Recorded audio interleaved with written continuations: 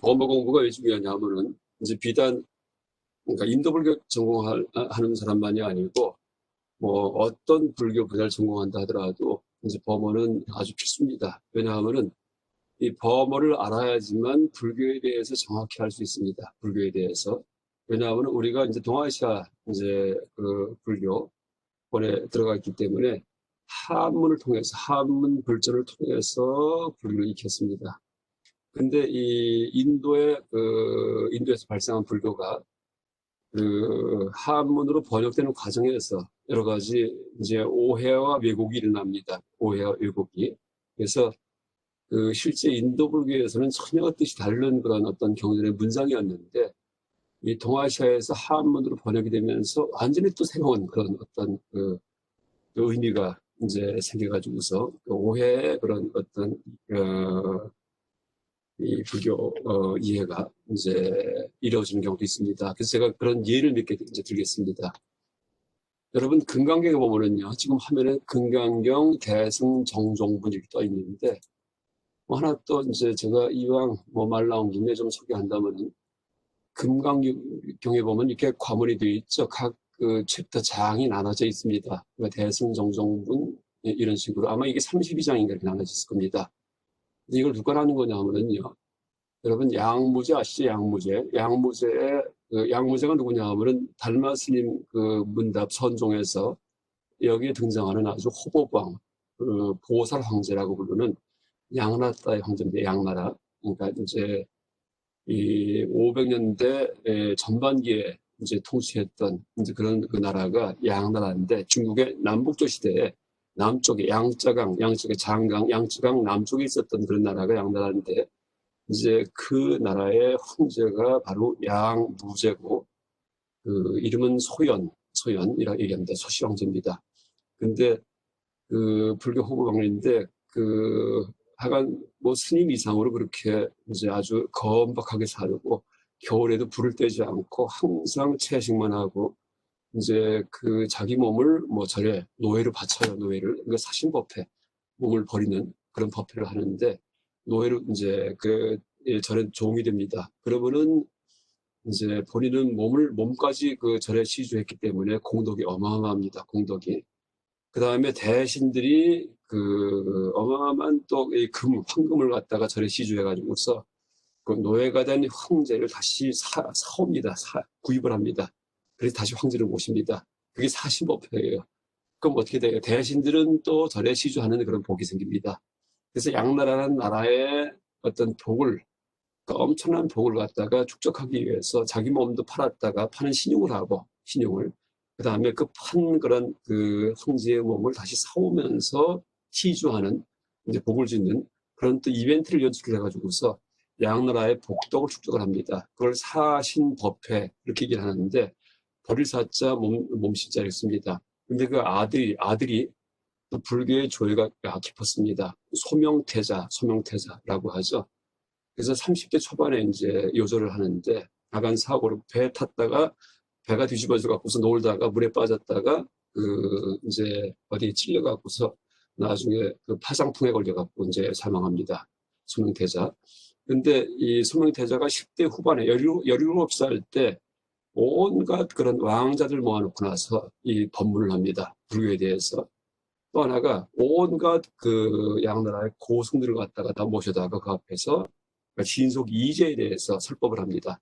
그래서 이 젊을 때부터 이 불교의 천재적인 그런 그 왕자가 이제 소명태자인데 소명태자가 금강경을 그 내용별로 나눠가지고서 이렇게 분철을 붙인 겁니다. 그래서 여러분 금강경에 이제 그 대승정동불이든지 이런 장의 이름이 적혀 있을 때 아 이것은 그 양무제의 아들인 젊은 소명태자가 붙인 거구나 하고 알면 되겠습니다. 뭐 상식이지만은 그건 이제 하나 여러분 그 소로 한 거 얻게끔 하기 위해서 제가 이제 설명을 합니다. 그럼 불교 공부만이 아니고 모든 공부가 그렇습니다. 이렇게 뭘 읽다가 잘 모르겠는 게 있으면은요 그냥 넘어가면 안 됩니다. 끝까지 막 물고 늘어져서 알고서 넘어가야지만이 나중에 그 학문적으로 그 내공이 생깁니다. 어쨌든 이제 여러분 이제 금강경이 있는데 금강경의 한 구절을 제가 이제 소개하겠습니다. 그러니까 대승정종분에 그 원문은 여기 이제 써 있습니다. 물론 이제 한문 번역문이고요. 하이고, 수보리, 약, 보살, 유, 아상, 인상, 중생상, 수사상자. 아상, 여러분 아상 알죠? 인상, 중생상, 수사상자, 즉비보살이라고 써 있습니다. 어째서 그러는가, 수보리여. 만일 보살이 아상, 인상, 중생상, 수자상을 갖는다면 보살이 아닙니다. 이렇게 있습니다. 이제 이게 무슨 얘기냐면은 보살이 내가 보살이다, 내가 무슨 행동한다 이런 생각할 경우에는 보살이 아니라는 얘기예요. 왜? 나라는 생각하기 때문에 벌써 이기심과 자의식이 있습니다. 어떤 행동을 하더라도 나라는 생각이 있으면은요, 그게 이기적인 행동이 되기 쉬워요. 남을 위한 행동이 아니고. 그래서 이제 이런 식의 그런 어떤 이 보살의 이제 보살이 갖추어야 될 마음 자세에 대해서 가르치는 그런 경문인데, 이제 이게 이 동아시아에서는 흔히 이제 이 경문을 해석을 할 때 아상은 그러니까 지금 얘기했듯이 나라는 생각이다, 나라는 생각이라고 이렇게 이제 해석합니다. 아상. 그다음 인상은 어떻게 해석했냐면은 남이라는 생각이다, 남. 나와 남할 때 타인. 나라는 생각, 인상, 남이라는 생각. 중생상은 뭐 중생이라는 생각. 그러니까 생명체, 살아있는 생명체라는 생각. 이건 또 별 문제 안 됩니다. 그 다음에 또 독특한 게 수자상. 수자상은 숫자가 여기서 여러분 보면은요, 목숨 숫자예요. 숫자가 이게 숫자인데, 여러분 한문 경전 보다가 이제 잘 모르겠는 게 있으면은요, 한글 문서로 바꾼 다음에 지금 이게 한글 문서입니다. 그 다음에 여기 커서를 한자에다가 이렇게 올려놓고서 Shift 키를 누르고, 그러니까 컴퓨터 자판에서 Shift 키를 누르고서 F9, F9, 펑션 키 9를 동시에 누르면은요, 이렇게 한자 그 옥편 자선이 뜹니다. 그래서 여기 보면 약, 보살, 유, 아상, 인상, 중생, 수자상 다 나오죠. 그래서 이제 숫자가 이게 숫자가 목숨 숫자구나 하고 알 수 있습니다. 목숨 숫자. 그래서 여러분 물론 많이 대부분 이거 알겠지만은 혹시 이제 학생 중에 모르는 학생이 있을까봐 제가 또 이렇게 얘기합니다. 이제 한자 된 경전 보다가 잘 모르겠으면은 그걸 복사해가지고 컨트롤 커피해가지고 한글 문서로 옮긴 다음에 이렇게 이제 이 시프트 키 버튼, 시프트 버튼하고 F9 버튼 누르면은 이제 뜻이 뜹니다. 그래서 수가 목숨 숫자이기 때문에 이 동아시아 불교권에서는 전통적으로 이걸 어떻게 해석했냐 하면은 목숨 있는 존재라는 생각, 이렇게 이제 해석했습니다. 그래서 이제 아상, 인상, 중생상, 수자상, 이걸 보통 사상, 그러니까 자에 대한 네 가지 사고 방식, 사상이라고 이제 그렇게 부릅니다. 사상.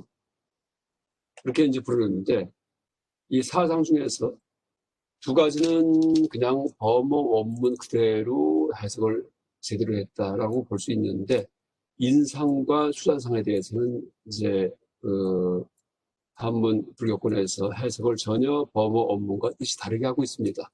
뜻이 다르게. 그래서 뜻이 뭐냐고 할 때 제가 이제 범어 원문을 여기 써놨습니다. 그러니까 하이고, 수보리, 약, 보살, 유, 아상, 인상, 중생상, 수자상, 즉기 보살에 대한 범어 원문인데, 따뜻, 까샤, 햇도흐 이렇게 있습니다. 그러니까 직역한다면은 따뜻, 그것은 까샤, 어떤 무슨 햇도흐 이유인가 까닭인가, 그것은 어떤 까닭인가 이렇게 해석합니다. 나중에 이제 이 정도는 여러분 그 범어 한 학기 강의 끝나면은요 다 번역할 수 있습니다. 이제 일단은 뭐 제가 그냥 얘기한다면은 그것은 무슨 이유인가 이걸 번역할 때 하이고 이렇게 번역했습니다.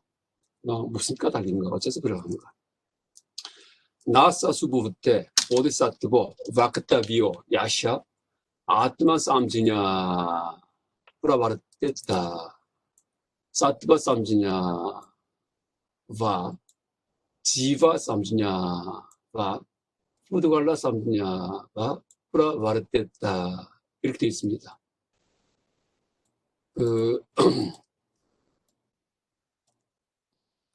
여기에서 여러분 보듯이 아상은 아트마 쌈지냐의 번역어예요. 아트마 할 때 아트마가 뭐냐면은 아트만, 그러니까 이제 아뜨마의 원형은 아닙니다. 아뜨만. N자가 붙어가지고서 아뜨만. 아뜨마가 뭘까요? 이것은 나라는 뜻이에요. 아뜨만. 여러분, 아뜨만, 불교 뭐 강의 이제 들으면은 항상 아뜨만 얘기 많이 하죠. 부처님께서 이런 아뜨마가 없다는 걸 얘기하셨습니다. 그러니까 그게 바로 무아설이에요. 무아설. 그러니까 무아설은 안아뜨만. 안.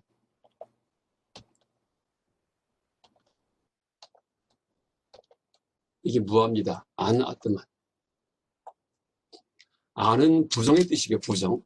없다. 없다 하고는 아니다 할 때 안자를 붙이고, 아뜨마는 이제 아뜨마의 원형이에요. 원형. 그건 자아라는 뜻입니다. 자아가 없다. 아나뜨만. 이게 바로 이제 무아입니다. 무아.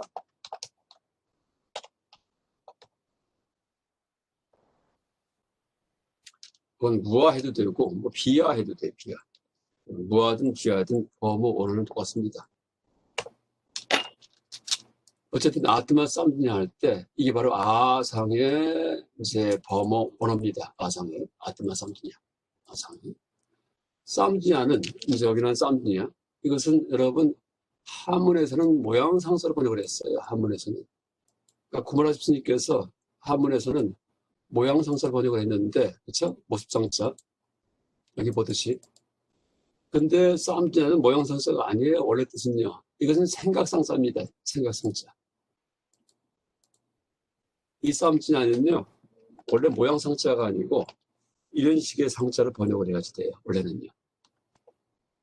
이거는 뜻이 뭐냐 하면은 Shift 키 누르고 F9 누르면은 생각상자, 생각할 상자 이렇게 나오죠. 물론 모양이라는 뜻도 있긴 있지만은 이 글자는 생각상사로 많이 씁니다. 그리고 또 실제 범어의 원어는 쌈드냐는 생각하다는 뜻이에요. 여러분 5월에 보면 5원. 그러니까 세상을 이루는 구성요소 혹은 나를 이루는 구성요소를 갖다가 간략히 나눌 경우에 5온 5가지 쌓임이다 라고 해서 5온으로 나누는데 5온. 이제 5원에 보면은 뭐가 있어요? 색, 수, 상, 행, 식. 이게 5원이죠.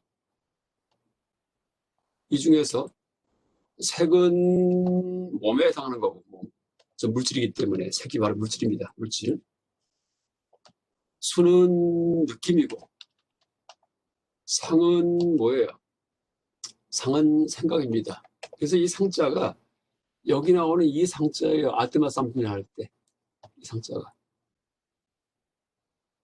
이 상자가.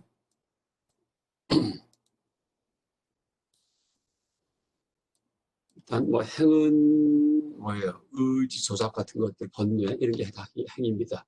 식은 마음, 식은. 어쨌든 이제 오온이라고 할 때 색수상형식인데 그 중에 상이 생각이에요. 생각.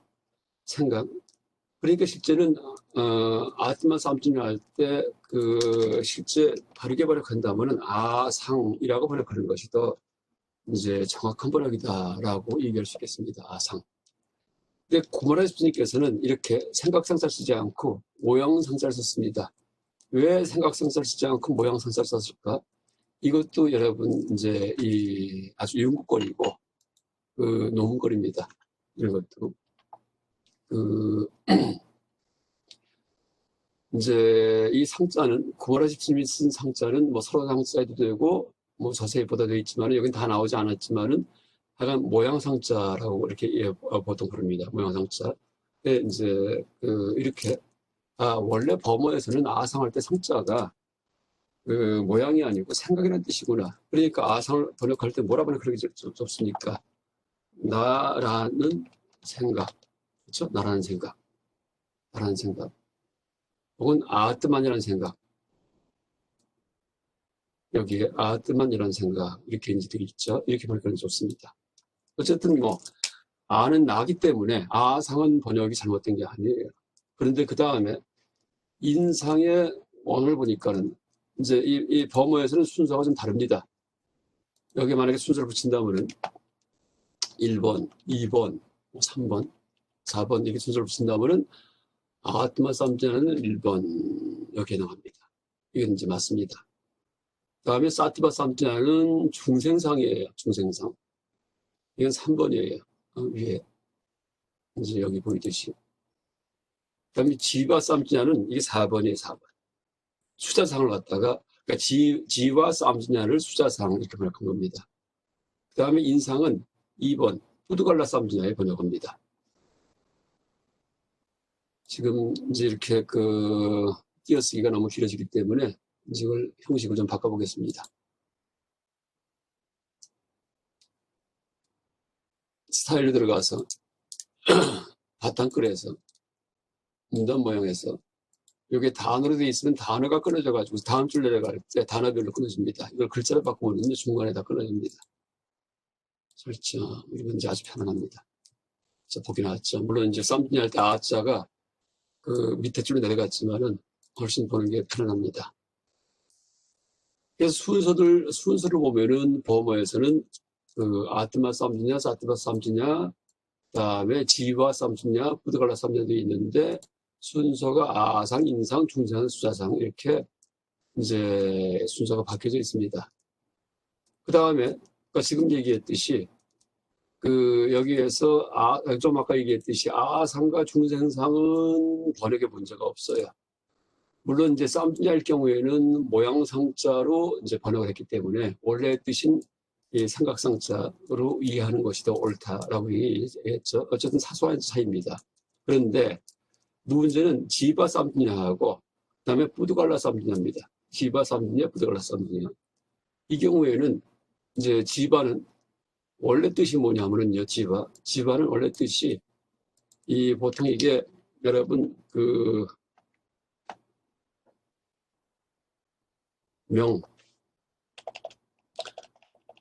이 불전에서 보면은요, 명이라고 번역을 많이 해요. 지와에 대해서 명. 목숨명 써가지고 혹은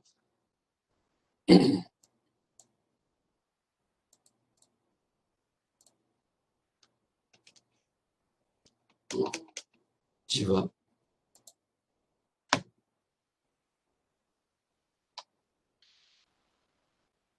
이건 뭐냐면은요, 영혼 이란 뜻이 영혼 또는 이제 이 지바는 자인학이요.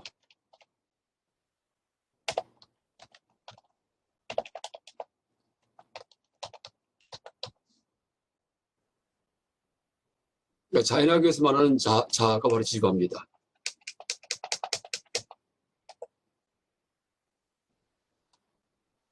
여러분 부천 당시에 겐지스 강역에 있었던 사문의 종교 중에 이제 육사회들하고 해서 6개의 종교가 있었죠. 불교 이외에 불교도 사문의 종교에 속합니다. 겐지스 강역에서 발생한. 근데 그 중 하나가 이제 니간타 나타푸타의 자인학교입니다. 자인학교. 근데 여기에서 말하는 그런 영혼, 참된 자, 참된 자 해도 참된 자. 이게 지바입니다. 지바. 원래는요, 원래. 그래서 이 자인학교에서는 뭐라 얘기하냐면은요, 누군지 지바가 있는데, 참된 자가 있는데, 악업의 그런 어떤 악업이 자를 갖다 둘러싸고 있다. 근데 악업은 다 무게가 무거워요. 이 원래 자아는 밝고 가벼운 게 자아인데 무거운 그런 악업이 덕지덕지 붙어 있어가지고서 이 지발한 자아의 영혼에 그래서 이제 우리가 윤회의 세계에 이렇게 가라앉아 있다라고 얘기를 합니다. 윤회의 세계에. 그래서 이 자인학교에서는 이제 옛날에 전생에 지었던 혹은 과거에 지었던 악업을 전부 다 내가 제거해야지만이 이제 나의 영혼이 깨끗해져 가지고서 하늘나라로 올라가서 하늘나라로 해탈한 영혼끼리 이제 모여 사는 그런 하늘나라로 올라간다, 천상으로 간다라고 이제 그렇게 주장을 합니다. 그래서 자인학교에서 얘기하는 해탈은요, 이제 그런 순수한 지바 지금 얘기한 이것들이 모여 사는 그런 하늘나라에 태어나는 것이 자인학교의 해탈이에요. 이 윤회세계에서 벗어나서. 그럼 어떻게 그런 나의 그런 죄업을 씻을 것인가 할 때, 고행을 할 때, 내가 나를 괴롭힙니다. 고행을 하면은 그런 죄업이 점점 씻어진다라고 얘기를 합니다. 그래서 여러분 자인학에 보면은 그 인도에 갔을 때 인도 이제 여행할 때 간혹 가다가 머리를 삭발을 했는데 벌거벗고서 다니는 수행자를 볼 수 있습니다. 그게 자인화교 중에서 자인화교의 어떤 일파입니다. 일파. 이 자인화교는 크게 종파가 둘로 나눠지는데 백의파가 있고 공의파가 있어요. 백의파, 공의파. 백은 백의는 흰 옷을 입은 종파, 공의파는 옷을 그러니까 입지 않은 종파 이렇게 나눠집니다. 공의파는 보수적인 정통 자연화교도들이고 백의파는 진보적인 개혁한 자연화교입니다. 근데 이제 보수적인 정통 자연화교에서는 이제 완전하게 벌거벗고서 생활하는데 그 절대 그 이제 무슨 자동차 같은 거 타지 않습니다. 평생을 그냥 길을 걸어만 다닙니다. 걸어 다니다가 날 접으면은 또 쉬고 또 걸어 다니고 맨발로 그 땅끝에서 그다음 삭발을 하는데 스님들 같은 경우에는 이제 면도기 칼로 이렇게 삭발하십니다. 면도 칼로 옛날에도. 근데 자연하게는 삭발이 어떻게 되냐면요 머리털을 다 쥐어 뽑습니다. 머리털을 갖다가 다 뜯어요. 그래서 머리를 뽑아갖고서 이제 하나도 남김없이 그렇게 삭발을 합니다. 그럼 또 한 3개월 지나면 머리가 자랍니다. 그럼 또 다시 쥐어 뜯습니다. 그래서 3개월에 한 번씩 그런 삭발 행사를 하는데 이제 칼로 이렇게 이제 그 면도하듯이 하는 게 아니고 쥐어 뜯습니다. 그게 고행입니다. 이럴 경우에 내가 전생에 지었던 악업의 과보를 미리 그렇게 그런 고통을 통해서 내가 받기 때문에 악업이 정화된다. 악업이 깨끗해진다 하는 그런 규를 갖고 있습니다. 그래서 순수한 지바만 남겨가지고서 그 지바가 이제 나중에 이제 열반에 들어가고 저 해탈한 이제 그런 천상에 태어난다라고 얘기를 합니다. 이제 그런 식의 사고 방식이 바로 지바 쌈지냐예요. 지바 쌈지냐. 그래서 실제 지바 쌈지냐를 버리라고 할 때, 그러니까 사상을 갖고 있으면은 보살이 아니다. 그러니까 이 금강경에서 아상, 인상, 중생, 수자상 있을 경우에는 그러니까 보살이 아니다라고 할 때 그때는 이제 그 중에 하나가 지바 쌈지냐. 그러니까 지바, 그러니까 자나교에서 얘기하는 이런 순수 영혼, 이것을 그 추구하는 사고방식을 갖고 있을 경우에는 보살이 아니다라는 그런 얘기입니다. 그러니까 실제는 지바 쌈지냐 비판이요. 자이나교의 인생관 비판이에요. 원래는요. 원래 범어 뜻은요. 근데 한문 문화권에서는 어떻게 돼요? 목숨 있는 존재라는 생각, 수자상을 버려라. 라고 수자라고 번역을 했는데 목숨 있는 존재라는 생각을 버려라. 이렇게 이제 그 번역을 했습니다. 물론 그렇게 번역해도 관계는 없어요. 금강의 공사상의 취지에는 전혀 어긋나지 않습니다. 그렇죠? 오히려 더 이제 우리가 이해가 쉬울 수도 있어요. 뭐 자이나교에 이런 교리가 있는데 이런 생각 버려야 할 경우에 복잡하기 때문에 마음에 잘 안 들어옵니다. 근데 그거보다도 네가 목숨 가진 존재라는 생각 버려라 할 경우에 이럴 경우에 쉽구나 하고 이해할 수도 있어요. 물론 그 나름의 또 가치도 있습니다. 그렇지만 인도에서 이제 그렇게 편찬된 이제 금강경의 원래 뜻하고는 좀 다르다라고 얘기할 수 있겠습니다. 그래서 우리가 그 실제 금강경도 이제 우리가 이해할 때 원래 금강경의 원래 뜻을 이해하기 위해서는요. 이제 지금 얘기했듯이 범어적인 그런 접근을 해야지만이 이제 원래적인 뜻을 이해할 수 있습니다. 또 삼분야도 모양상자가 아니고 생각상자이기 때문에 생각이라는 뜻이기 때문에 이제 이게 무슨 얘기를 하는구나. 그러니까 지화가 있다는 생각, 깨끗한 영혼이 있다는 생각, 이런 생각하지 말라라는 그런 가르침이구나 하고 이해할 수 있습니다. 또 하나 이제 한문 번역하고 다른 게 그러니까 인상에 해당하는 그러니까 뿌드갈라 쌈지냐 이게 이제 한문 번역과 범언어가 다릅니다. 이 뿌드갈라는 보통 이제 이 한문 불전에서 번역할 때 어떻게 번역하냐면 보트가라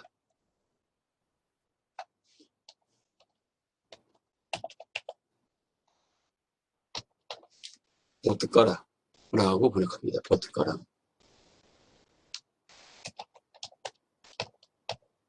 뿌드갈라 음사 그러니까 음성 소리를 갖다 모사해가지고 그래서 보트가라 이렇게 번역합니다. 그래서 이제 뿌드갈라 쌈지냐를 가지면은 보살이 아니다 할 때 보트가라는 생각을 가지면은 보살이 아니다라는 그런 말입니다. 그럼 보트가라가 뭐냐면요. 이제 아까 자연학의 그 지바 같은 경우에는 자연학의 불교 바깥의 외도의 사고방식이었는데 뿌드갈라는 불교도의 사고방식이에요. 불교도예요. 보트가라가 있다는 사고방식이 있습니다. 보트가라는 생각. 어디냐 하면은 부파불교 중에서 여러분 이제 불교가 초기 불교 이후에 어떻게 돼요? 원시불교 이후에 부파불교가 탄생하죠. 종파불교. 그러니까 부파불교가 탄생하는데 나중에 처음에는 2부, 그러니까 대중부와 상자부로 나눠졌다가 나중에는 2부와 함께 동시에 병존하는 18개 부파가 또 나중에 가지를 칩니다. 18개. 그래서 이제 18부가 함께 병존하기 때문에 그 합해서 총 그러니까 20개의 부파가 나중에 이제 펼쳐집니다. 종파가 갈라지는데 이 중에 그러니까 독자부라는 부파가 있어. 독자부.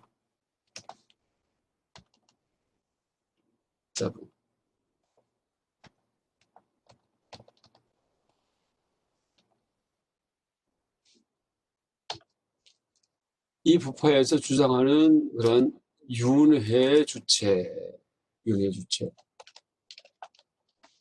이것이 바로 보트가라입니다. 부드갈라.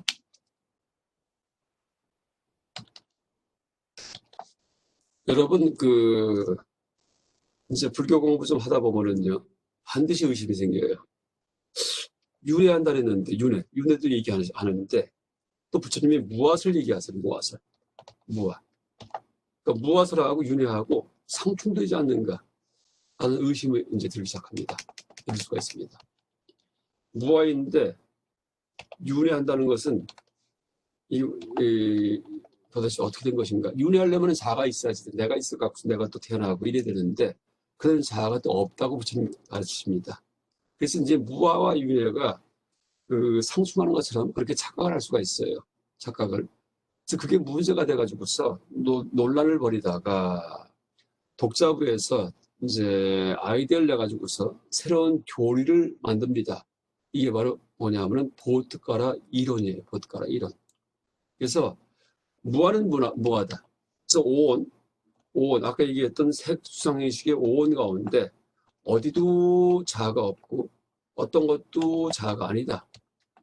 그러니까 그렇지만은 윤회를 하는데 그럼 윤회하는 놈은 뭐냐 하면은 그런 오온 중에 어떤 거 하나 색이든지 수든지 그러니까 몸뚱이나 느낌이나 뭐 식이든지 마음이나 행위나 이게 윤회한 게 아니고 그것과 오온과 똑같은 것도 아니고 다른 것도 아닌 보트가라는 게 있어가지고 윤회한다라고 얘기를 합니다.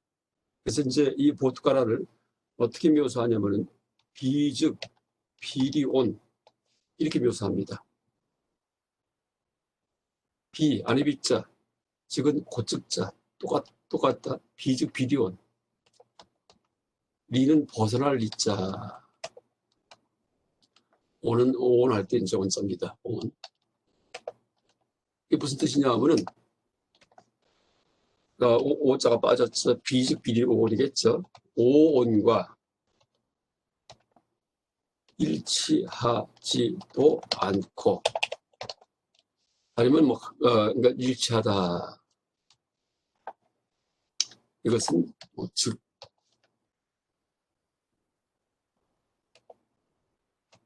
다르지도 않은 것.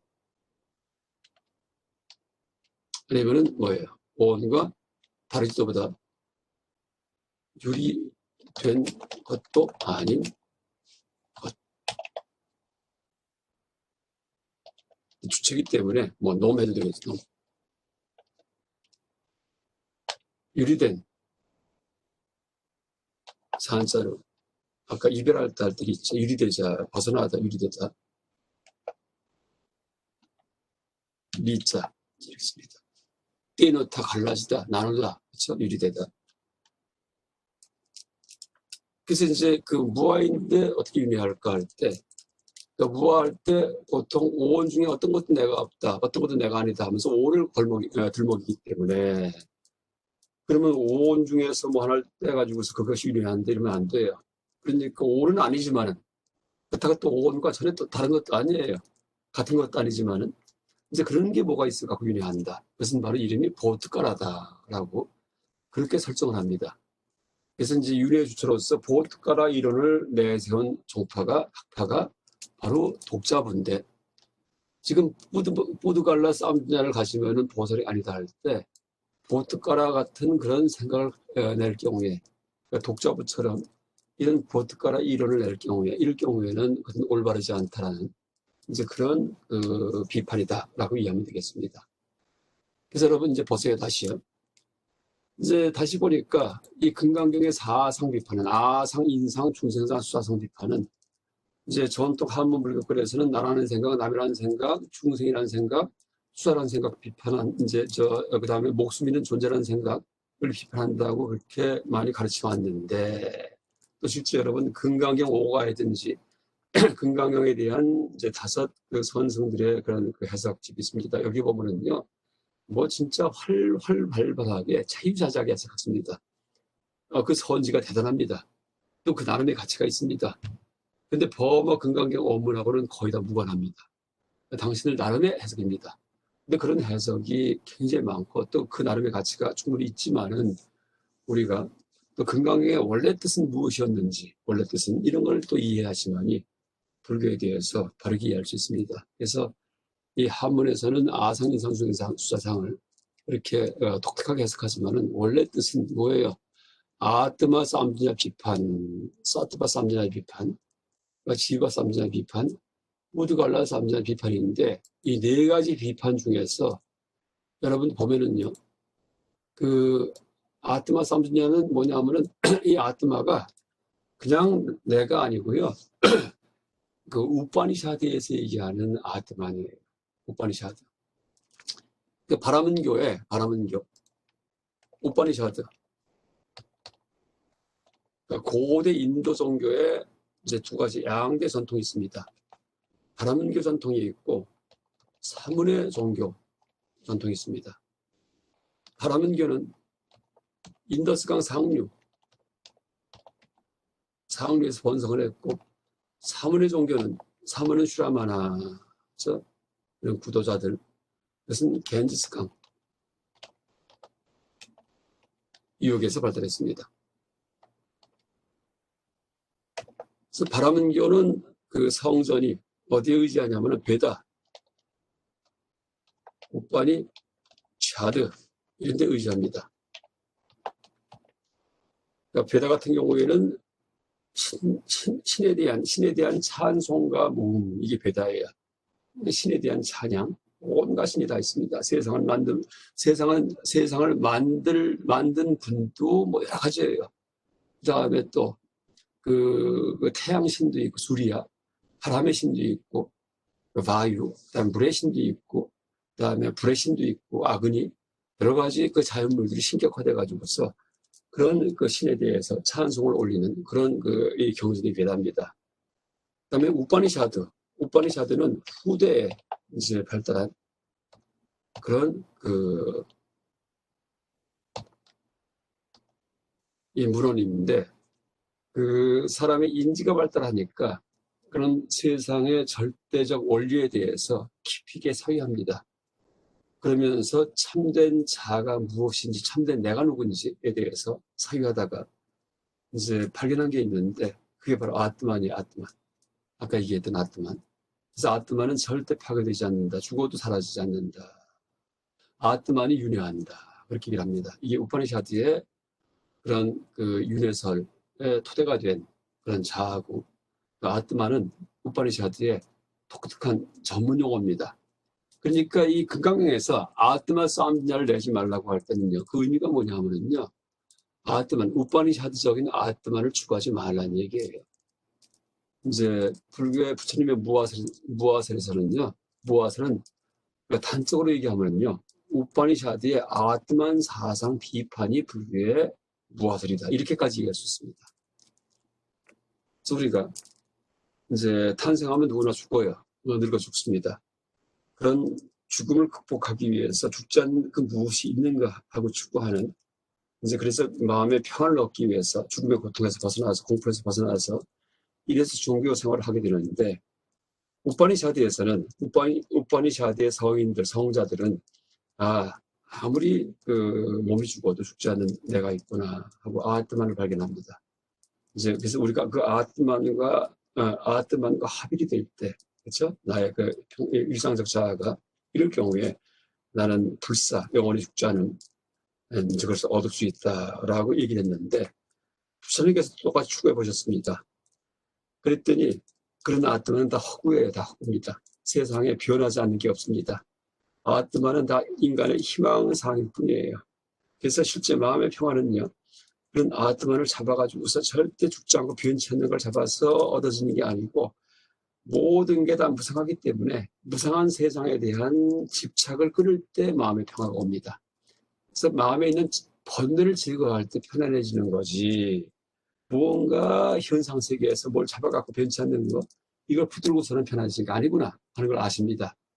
그래서 무아, 그게 바로 무아설이에요. 아트만 추구하지 말라, 그런 건 없다. 오히려 그런 추구하는 마음을 버릴 때, 그때 마음이 평화롭다라고, 그게 바로 정멸 열반입니다. 그래서 실제 여기 나오는 금강경의 아트만 삼신의 비판은요, 우파니샤드의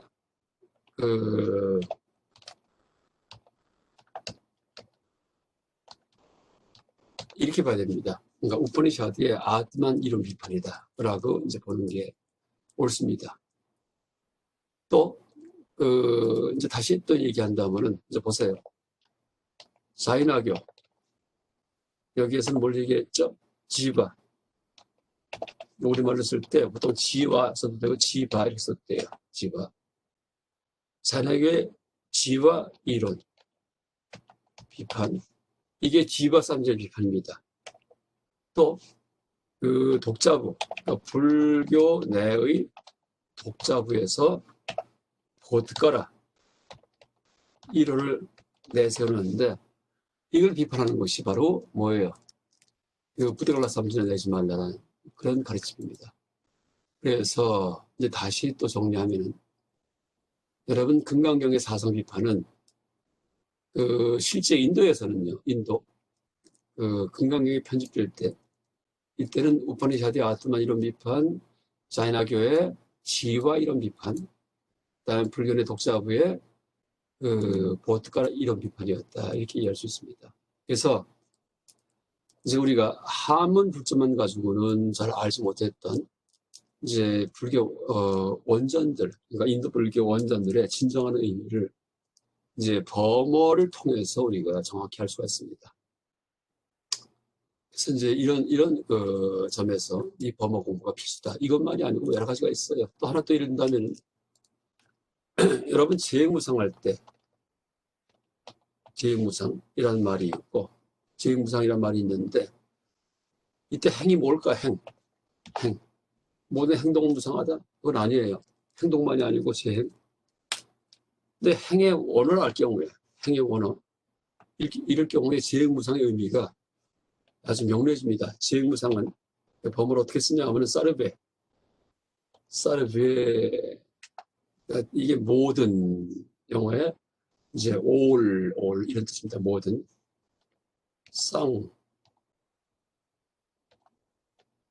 상스카라,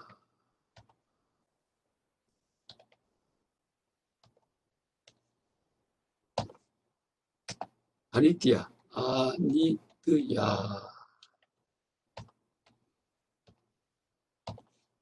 이게 재행무상의 원어예요.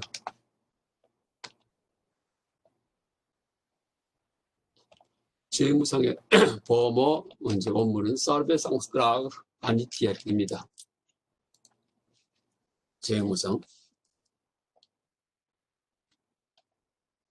그래서 여기에서 핵은 뭐냐면은 바로 이 상스카라가 행이에요. 상스카라가. 요게 바로 여러분 이제 행의 범어 언어입니다. 그러니까 제자는 쉽죠.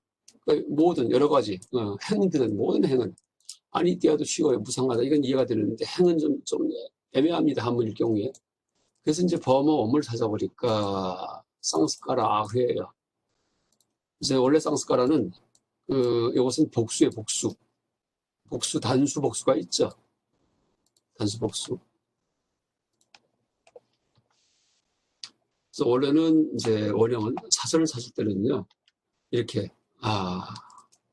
뭐 나중에 다 강의하겠지만은 A자 위에 선이 거 있으면요 발음이 긴 발음, 장음, 쌍스까라, 쌍스까라. A자 위에 아무 표시도 안 돼 있으면 그것은 단음, 짧은 쇼트 볼. 그다음에 할 경우에는 롱 볼. 볼은 뭐예요? 몸이에요, 몸. 이거 나중에 다시 얘기합니다. 그래서 쌍스까라 뜻이 뭔지를 알 때 행의 의미가 분명해집니다. 근데 쌈은 물론 쌈에 여러 가지 뜻이 있는데 이 경우에는요. 뜻이 무슨 뜻이냐 하면요. 쌈은 함께 한 뜻입니다.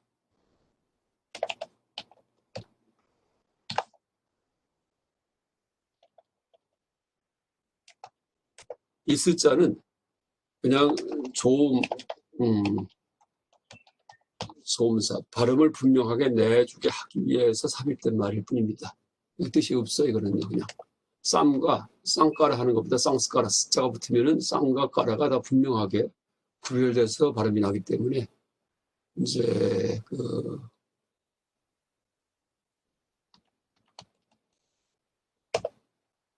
소음사. 그 다음에 까라는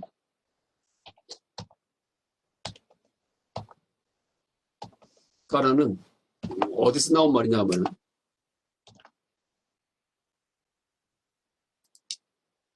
여러분 이 표시가 루트 표시, 루트가 뭐예요? 루트 어근.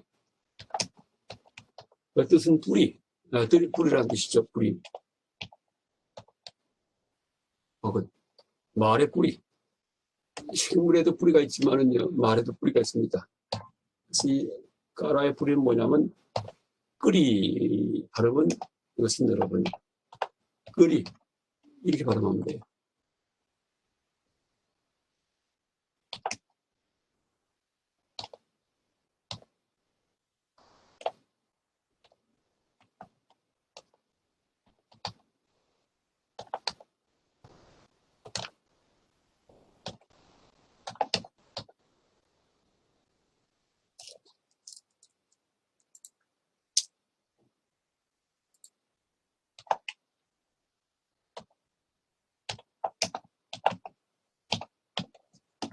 이 까라를 분석하면요, 끄리에다가 아가 붙은 겁니다. 끄리에 르자가 지금 보면은 어떻게 변했냐 하면은 아르로 변했어. 아르. 이것 여러분 이제 이런 식의 법칙을 뭐라 부르냐 하면은요, 그러니까 리가 R자 밑에 점이 찍혀 있죠. 이게 다 다른 기호인데 이제 이게 모음이에요, 모음. R자 밑에 점이 찍히면은.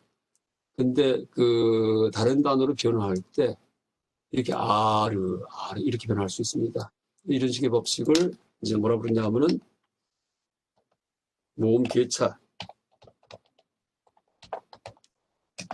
영어로 vowel gradation.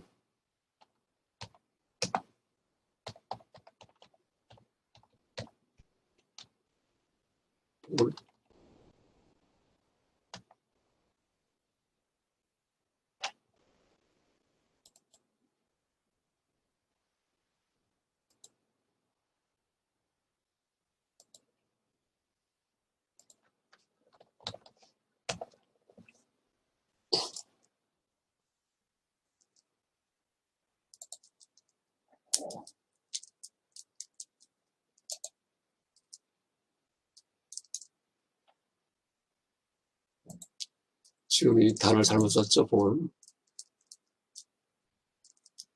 자음은 콘소넌트, 모음은 이자가 빠졌구나.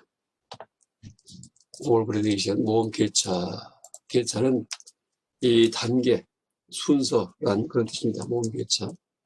순서의 차이, 모음 개차.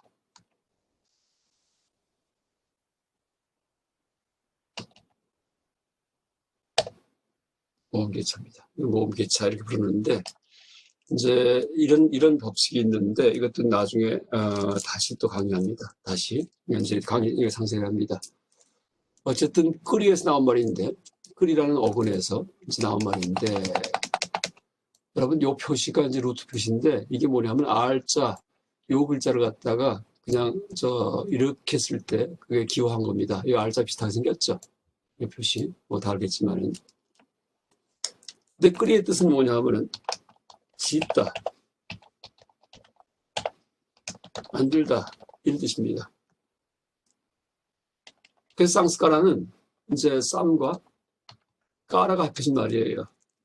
그 다음에 이제 뒤에 붙은 아자는요, 이것은 명사화어입니다. 어떤 단어를 명사로 만들 때 아자를 붙이면 명사가 돼요. 물론 명사어미는 아만 있는 게 아니고 뭐 띠도 있고 그다음에 그 마도 있고 여러 가지가 있습니다. 명사어미가 띠도 있고 마도 있고 아도 물론 이제 명사어미고요. 그래서 이 쌍스까라를 갖다가 이렇게 분석을 한 다음에 쌍과 까라를 분석한 다음에 그 뜻을 이제 보니까 뜻이 뭐냐면요, 함께 함께 모여서 만들어진 것 이런 뜻입니다. 그걸 함께 모여서 만듦 이란 뜻이에요. 함께 모여서 만듦. 다시 말해 뭐예요? 조건들이 모여 만들어진 것. 다시 말해 이게 뭐예요? 연기한 것이라는 뜻입니다. 연기한 것. 연기가 뭐죠? 연기? 인연이 모여서 만들어지는 것.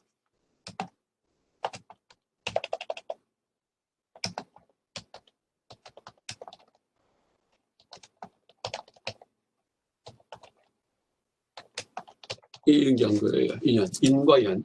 인은 직접 조건, 연은 간접 조건. 그렇죠? 그러니까 씨를 심으면 나중에 싹이 나오죠. 그러니까 싹에 대해 싹이 결과예요. 싹에 대해서 씨앗은 직접 조건, 인이고요. 인. 그 다음에 흙, 공기, 물, 비료 같은 거, 햇빛 같은 거 이런 것들은 다 간접 조건, 연 이렇게 됩니다. 연, 그러니까 인연. 그래서 이제 모든 것은 거의 대부분은 다 인연이 모여 만들어집니다. 그러니까 연기합니다. 다시 말해 조건들이 모여갖고서 만들어집니다. 모든 게 다 거의 다. 여러분 제 목소리도 마찬가지 연기한 거예요. 그러니까 조건이 모여 만들어진 겁니다. 그러니까 제 목소리가 들리는데 이제 보세요. 그 성대가 있어야지 목소리가 나옵니다. 성대. 그 다음에 허파에서 바람을 뿜어줘야 돼요. 그렇죠? 그래야지 뭐 목소리 나오고. 그 다음에 말을 할 때 혓바닥이 있어야 돼요. 그 다음에 여러분 귀에 들리려면은요, 지금 이 공기라는 걸 통해서 진동을 해가지고 귀까지 갑니다. 그러니까 벌써 몇 가지만 얘기했는데 허파, 바람, 성대, 그 다음에 공기, 혓바닥 한 대까지만 얘기했는데 물론 이것보다도 더 많습니다. 이런 것들이 모여가지고서 목소리가 됩니다. 그것들이 다 인연이에요. 목소리를 있게끔 한 인연인데 그 중에 어느가 하나만 빠져도 이런 목소리가 있을 수가 없습니다. 허파만 없어도 바람이 안 나오니까 목소리가 없고요. 성대를 빼버려도 목소리가 안 나오고, 그렇죠? 공기가 사라져도 소리가 안 들립니다. 그래서 이제 그렇게 조건이 모여 만들어진 건데 이제 지행무상을 다시 보면 어떻게 돼요? 조건이 모여서 만들어진 것들은 모두 다 사르베는 모두라는 뜻입니다. 모두 다 아니띠아 무상하다 이런 뜻입니다. 그러니까 지행무상은 뜻이 뭐냐 하면은 조건이 모여 만들어진 것은 다 무상하다 이런 뜻입니다. 근데 우리가 한자로 그냥 재행무상하면 어려워요. 행동일까? 근데 행동도 물론 그 조건이 모여서 만들어진 것 중에 하나이긴 하지만 그건 일부일 뿐입니다. 그렇죠? 눈에 보이는 모든 풍경들, 구름, 산, 나무, 돌, 사람의 몸뚱아리, 목소리, 나의 생각들, 분노 아니면은 탐욕 이게 전부 다 행에 들어갑니다. 그러니까 행이 뭔지 알려면은요, 행이 뭔지 알려면 행이 아닌 게 뭐가 있나 한번 따져보면 돼요. 다시 말해 조건이 모여서 만들어진 것이 아닌 것이 뭐가 있나 를 따져보면 됩니다. 그것은 몇 개 없어요. 뭐냐 하면은 허공, 빈 공간, 열반 이 정도밖에 없습니다. 열반이 뭐 깨달음이죠. 그러니까 깨달음은 조건이 만드는 게 아닙니다. 나중에 또 얘기하지만은 또 허공을 누가 만들어요? 아니죠. 그러니까 허공 빼고서는 눈에 보이는 거, 귀에 들리는 게 전부 다 뭐예요? 조건이 모여 만들어진 행입니다. 그래서 여러분 재행무상할 때 행은 눈에 보이고 귀에 들리고 내 생각에 떠오르고 감정에 나타나는 거 전체가 다 행이구나 하고 이해하면 되겠습니다. 행에 대해서 이해할 때. 그래서 여러분 이제 보세요. 그 한자만 가지고서 우리가 이제 지형무상을 이해하려니까 어려웠는데 범어 어문을 보고 나니까 이 쌍스카라가 이제 행으로 번역이 됐기 때문에 이것은 연기한 것을 의미하는구나 하고 의미가 아주 명료해집니다. 그러니까 불교의 의미가. 그래서 이제 불교를 있는 그대로 이해하고자 할 때, 그렇죠? 원래 인도 불교를 그때 이 범어에 대한 지식이 필수입니다. 여러분 이제 이 쌍스카라하고 비슷한 단어가 또 뭐가 있냐 하면은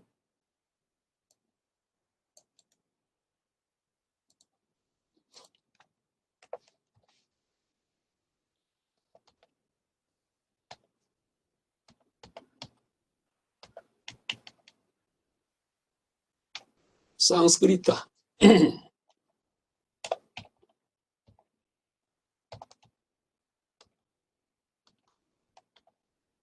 한 단어가 있어요.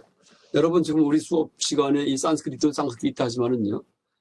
이 산스크리트 할 때 산스크리트도 원어가 이겁니다. 이게 그 서양 사람들이 이걸 갖다가 산스크리트라고 자기들 발음하기 편하게끔 그 단어를 갖다가 이렇게 바꿔버립니다. 산스크리트.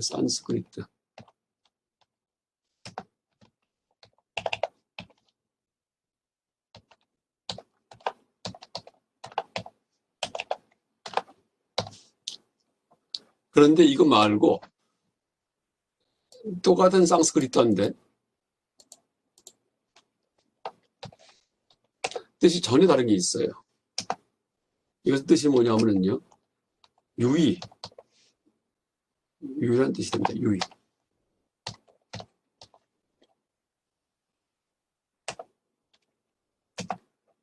그래서 이걸 풀면은 어떻게 이제 아까 얘기했듯이 쌍스에다가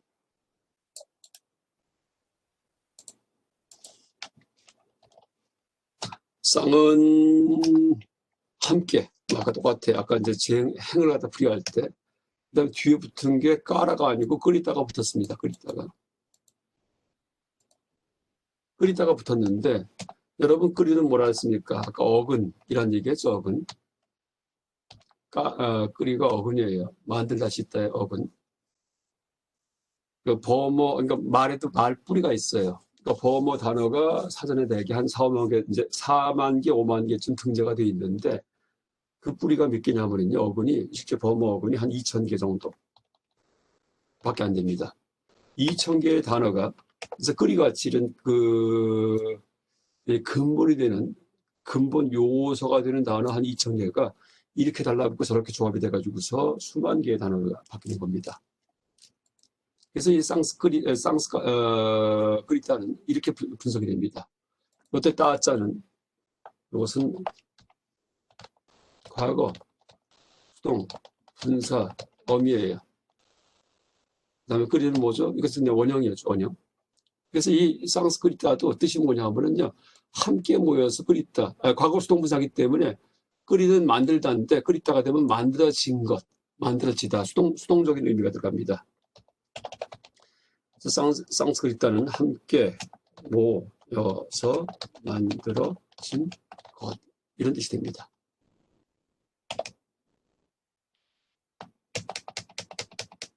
강의할 때 자판 보다가 모니터 보다가 막 이러다 보니까 자판에 자꾸 오타가 많습니다.